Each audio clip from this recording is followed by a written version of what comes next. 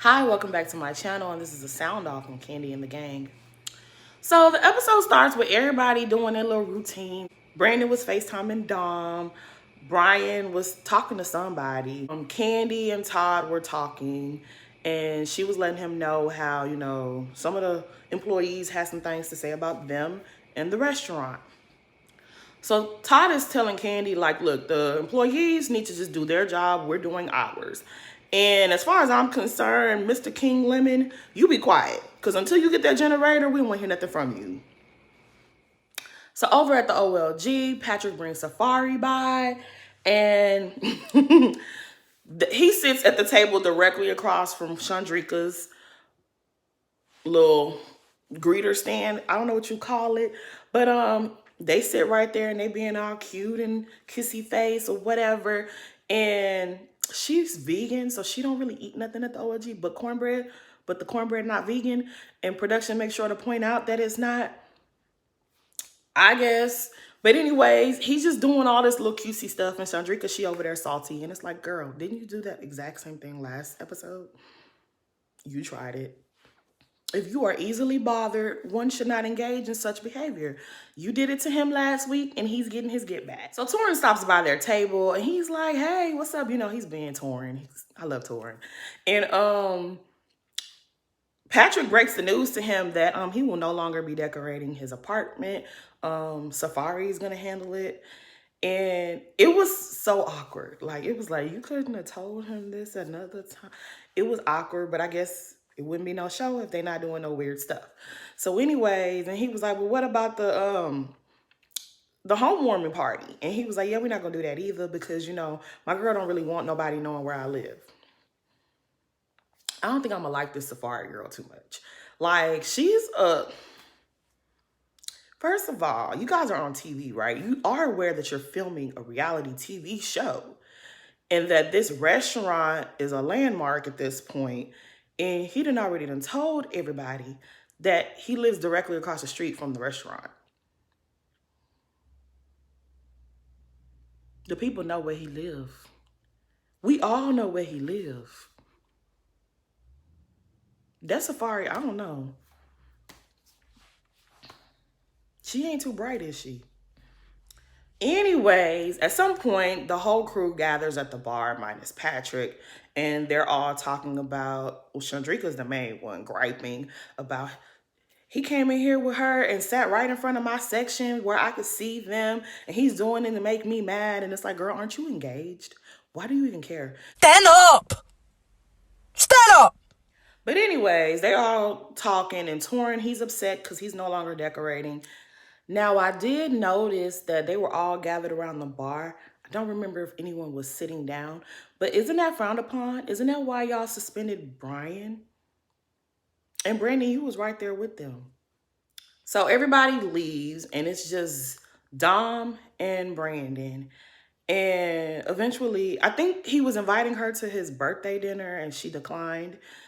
And they sneak off to the back together. So you can't sit at the bar for 2 minutes, but y'all can be kissy face or whatever else on the job, on the clock. I don't like Brandon. Brandon, that's another lemon for you right there.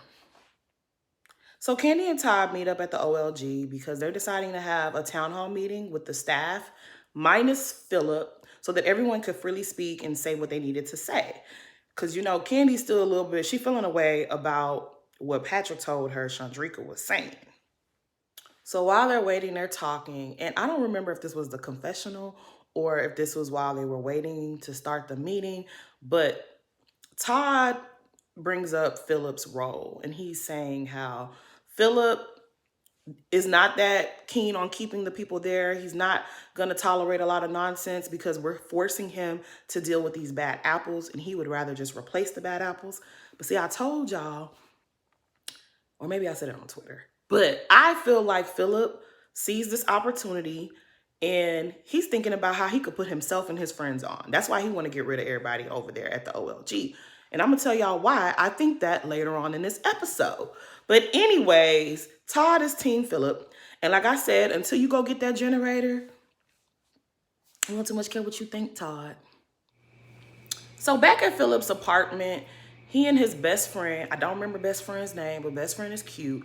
Yes, Philip is a handsome guy and he runs around handsome, good looking, attractive people, apparently. But anywho, he's making drinks and he's letting his friend know, like, you know, the people over there, they just unprofessional. They don't listen. They don't respect nobody's authority. You know, the whole thing that he been saying. And the friend is like, yeah, you know, people don't want to be told what to do. That is true. But you know what, Philip? You forgot to tell your best friend how you be insulting people personally. You forgot to tell your friend how you call Torrin Big Bird. That's not professional. Anyways, about this town hall meeting, child. So at the start of this town hall meeting, they want to know what everybody thinks about Philip. The B characters, they all like, yeah, we like Philip, he cool, whatever, whatever. Melvin, he likes Philip, he likes the structure. He worked with him at Blaze. So I guess they had a good start and they still getting along. But you know the rest of them don't like him. So Torrin was like, I'm glad that you guys are saying good things about him because I haven't experienced that from him. But anyways, I feel like Torrin didn't really get to express his thought. And then the Don Juan that I don't like, that we be seeing on Real Housewives of Atlanta, popped up. And so at this point, I'm starting to feel like Don Juan, you be wanting moments. Not the Don Juan that I had started to have love for. Not that Don Juan, the one from Roa. He showed up. But anyways, he was like, well, you can't be coming over here talking about I'm just the events coordinator. I was like, see, this is exactly how you was acting the day you chased Portia out the party talking about she ain't got no man. Anywho, I didn't appreciate how he cut Torrin off because I felt like Torrin was not wrong in how he dealt with Philip that day. Philip came for him. You didn't witness it. Well, maybe you did. I don't know because now we're going to find out you be spying on the people. But okay. But anywho, they allowed Torrin to finish. And I don't even really remember if there was any resolve because it was like Don Juan messed that whole thing up. They asked Chandrika, girl, what you gotta say? We heard you had some, you know, concerns. And she's like, no, she don't have nothing to say. She ain't got no opinions. Me, not me. What you talking about? And so Kandi was like, well, I had heard. Kandi, you hadn't heard nothing. Patrick told you. So Patrick comes forth and he was like, yeah, you was talking about the food. You was saying it's not consistent. You was saying this, that, and the third. He didn't bring up how she was saying she was underpaid. Because we know how Kandi will feel about that. But anyways, so she says something about some of the customers had complained to her and said that the days that Melvin isn't there, that the mac and cheese didn't taste the same. And Melvin, he was like, it should taste the same whether I'm here or not. It's supposed to be the same. And we've taken care of that. That's old news. Everything is good. We already handled all of that situation, right? And then Todd chimes in and he was like, yeah, the sales reflect that. So Chandrika, we don't know what you're talking about. And I don't think Chandrika lying. I don't think she's lying at all. I think Chandrika's telling the truth, but she's scared. And it is what it is. Melvin, he ain't here for the mess. Look, Melvin saw what happened to his auntie Kim, and he don't want none of them issues. So he know what it is.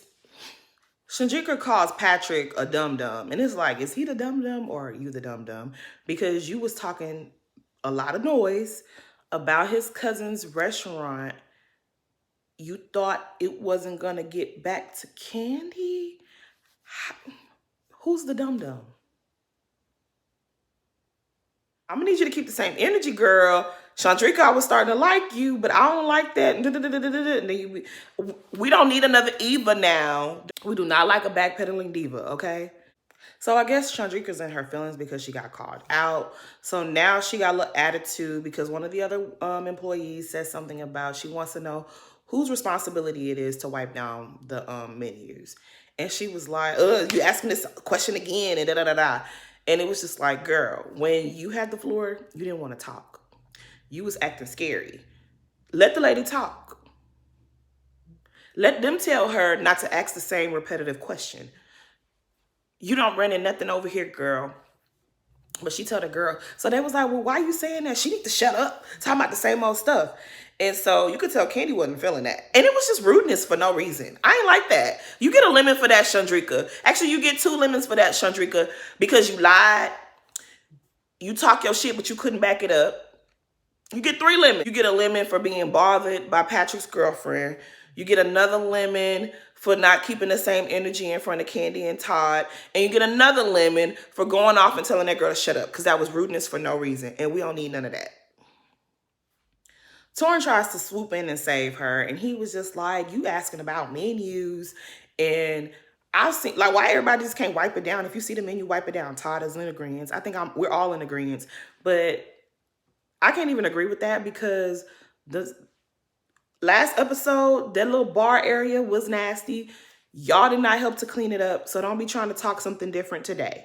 But anyways, he is right. If you see the menus is nasty, everybody wipe it down. It shouldn't just be one person's job. It should be everyone's job. Obviously, it should be one person designated to do it, and then everyone else pitch in. But whatever. Mama Joyce, she talks about, I've seen people walking over trash. Managers walking over trash and not picking it up. Now, we know she's talking about Brandon, Mr. Lemon Jr. And so he looking stupid. He's sitting there looking stupid. How you thought, like, I can't do Brandon. I cannot do Brandon. So apparently Brandon has been disrespectful. He's been a little rude to Mama Joyce and to Aunt Bertha. And Aunt Bertha was like, yeah, I remember I spoke to him one time and he did not speak to me back. And she said something like, he ain't got to worry about me speaking to him no more. And then Brandon gonna get up and go give Aunt Bertha a hug. Get away from her. Don't hug him, Aunt Bertha. Do not hug him. How dare you be rude to Aunt Bertha? She ain't doing nothing to nobody but making us laugh. And Mama Joyce, why you ain't been called him out long time ago, Mama Joyce? You let him get away with all of that? This is not the Mama Joyce that I know. Mama Joyce, get him together. Anyways, later on, Torrin confronts Patrick and he lets him know, like, you know, that was not cool how you fired me from being your decorator with, like, no explanation. Like, what's the problem? And Patrick is, like, acknowledging that he is P-whooped and he's kind of just whatever she says goes, you know, whatever Safari says goes. And he was like, well, why you don't want to have the party? Why you don't want to have the housewarming party? And he was like, well, my girl don't really want people to know where I live. Okay. So he was like, yeah, she just got to get used to people and this, that, and the third. And, yeah, I don't know. I don't really care about this Safari girl. The Safari and Patrick scenes, it's not given what y'all think is given. It's just not. Like, I like Patrick on his own. Sorry. It's just like, I don't know. It's just, they don't... Yeah, I don't too much like Safari like that. She's just not. Yeah, no, sorry. It's a no for me. I forgot to say when Patrick told Torrin that, you know, Safari is gonna be decorating his house instead. He was like, she don't do home material. She do booties. I do bedrooms. Between Torrin and Brian, I don't know, like, they both my faves at this point. I don't know who I like more. I enjoy both of them, but they gonna have me cracking up. Like, they saving the day, okay? So Rashard goes to visit Brian, and he's over there making his soul egg rolls, or is it soul rolls? Soul rolls. And he has some orders to fulfill, and he's like, oh, you gotta show me your recipe. He was like, we just gonna make these. And I guess he got everything already laid out. And Brian is a key. Like, he making little jokes as he's going through the steps. And I was just like, I like Brian. I love Brian. I really do. But they make the little egg rolls, soul rolls. They make their soul rolls, and then they sit down and, you know, eat, have a little tasting of it. And then he's talking about the restaurant and what's going on. And he was suspended, and this happened, that happened. And Rashard gonna say in the confessionals, he was like, so we can't drink on the job, but you can fuck the bartender? No, you ain't say nothing wrong. You ain't say nothing wrong. You said the right thing because Brandon is a trash manager and everybody sees it but Philip. But we're going to get into you, Philip. So somewhere in the mix, I don't remember the sequence because I just don't like Brandon like that. But Philip and Brandon are having a little sit down and they're talking. Philip is giving him feedback and on his... I don't even know what he's giving him feedback on, but it seemed like he was giving him positive reinforcement. And whatever. Because we all know that Brandon ain't worth the damn. It's really annoying to me how Philip nitpicks everyone's behavior and what kind of job they do and calling people lazy and saying this and saying that. And you're so fooled by Brandon. You're sitting there smiling and being human with Brandon and everybody else you got a problem with. Somebody said on Twitter that you might kind of like Brandon. And I don't know, like, what's tea? Because Brandon is trash. He is a terrible, terrible manager. But you have no gripes with him. I'm confused. So apparently Don Juan, he a little nosy little something.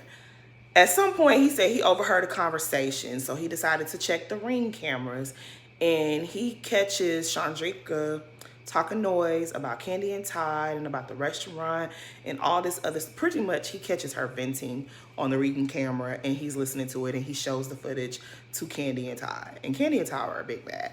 And Chandrika, I'm surprised you didn't get fired, girl, because y'all remember what happened to Johnny. All Johnny did was post an Instagram picture and alluded to somebody being fake in the picture. And he lost his position in Kandi's team.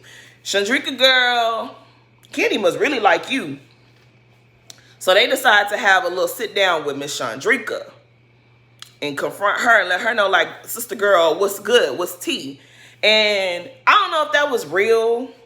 I'm feeling like it's not real because like we said, like I just said, Johnny, I think his name was Johnny, what was that, season 9 of Roa? He got fired on the spot because of an Instagram post. All that mess that Chandrika was talking, ain't no way in the world. Ain't no way in the world. Like, I'm surprised that y'all didn't fire her on the spot. And even Don Juan says if it was my restaurant, she would have had to go. But y'all kept her, so maybe this is just contrived for the show to give us a little spice. I don't know, but I don't like that she says things and don't own them. Like, just own it. Just say, yeah, I said it. And I said it because.